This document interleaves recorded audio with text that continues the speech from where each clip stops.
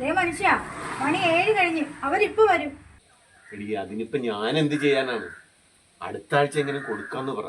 എനിക്കൊന്നും കഴിയല പെണ്ണുങ്ങളുടെ വായിക്കണ ചീത്ത കേൾക്കാൻ. ഞാൻ ആദ്യം തന്നെ പറഞ്ഞതല്ലേ കൊടുക്കാൻ കഴിയെങ്കിൽ മാത്രമേ എടുക്കാവുള്ളെന്ന്. അന്നേരം കേട്ടില്ല. നീ എടുത്തോ, ഞാൻ കൊടുത്തോളാം. സ്വാശ്രയത്തിലെ പെണ്ണുങ്ങളെല്ലാം കൂടെ പട പോലെ ഇപ്പൊ ഇങ്ങോട്ട് വരും. എന്റെ സുജി, ഈ ആഴ്ച കൂടിയെങ്കിലും ഒന്ന് ക്ഷമിക്കാൻ പറ. ബാലേട്ടനെ ഇത് പറഞ്ഞാ മതി. പെണ്ണുങ്ങളുടെ സമാധാനം പറയേണ്ടതേ ഞാനാ. ഒന്നിൻ്റെ അല്ല 3 ആഴ്ചത്തെ കുടിശ്ശികയാണുള്ളത്.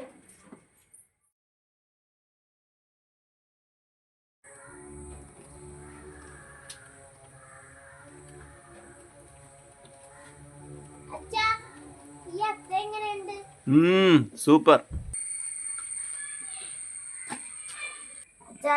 ഓണത്തിന് എനിക്ക് ബാഗി പാന്റും ടീഷർട്ടും ഓഗി ഷൂവും മേടിക്കാടാ. ഓണത്തിന് എനിക്ക് ഷറാറെ ജോർദാൻ ഷൂവും മേടിച്ചല്ലോ. എല്ലാം മേടിച്ച് തരാടാ മക്കളെ.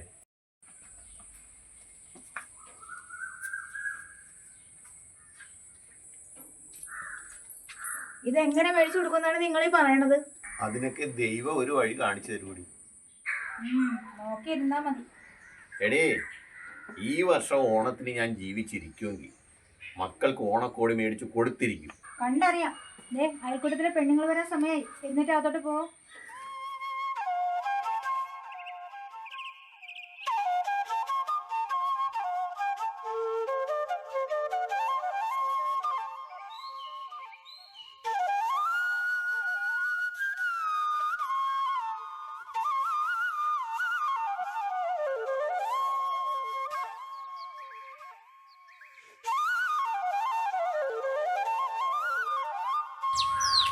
അച്ചായി ഓണക്കോടി എടുക്കാൻ പോകുന്നില്ലേ?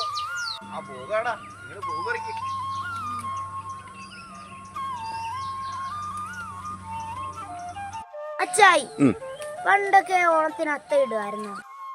പിന്നെ ഇടുമായിരുന്നു. വളരെ ഗംഭീരമായിട്ടുള്ള അത്തങ്ങളെ ഞങ്ങൾ ഇടുമായിരുന്നു. ആണോ?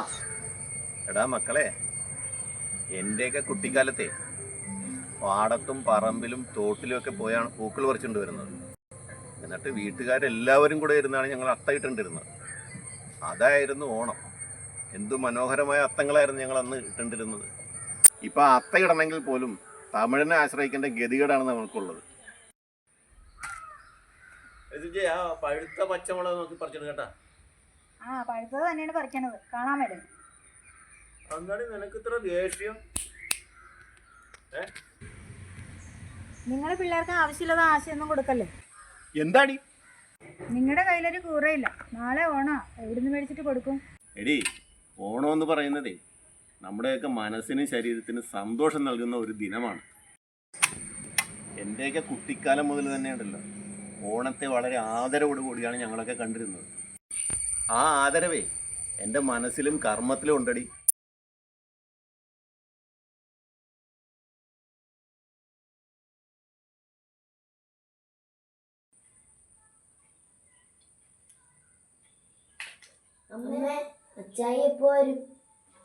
എനിക്കറിയില്ല. അതെവിടെയെങ്കിലും കറങ്ങി തിരിഞ്ഞ് കുറച്ച് കഴിയുമ്പോ കയറി വരും. ചിലപ്പോഴേ നമുക്ക് ഓണക്കോടി എടുക്കാൻ പോയതായിരിക്കും. മേടിച്ചിട്ട് വന്നാ പറയാം മേടിച്ചെന്ന്.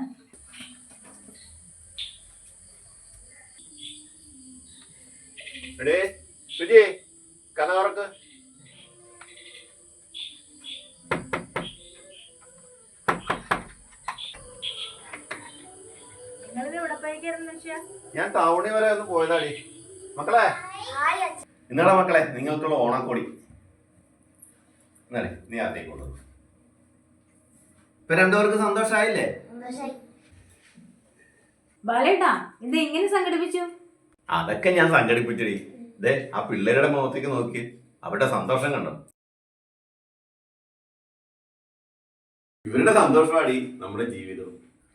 ഇതായിരുന്നു എന്റെ ഓണം ആഘോഷിക്കാനുള്ള ഏക സമ്പാദ്യം.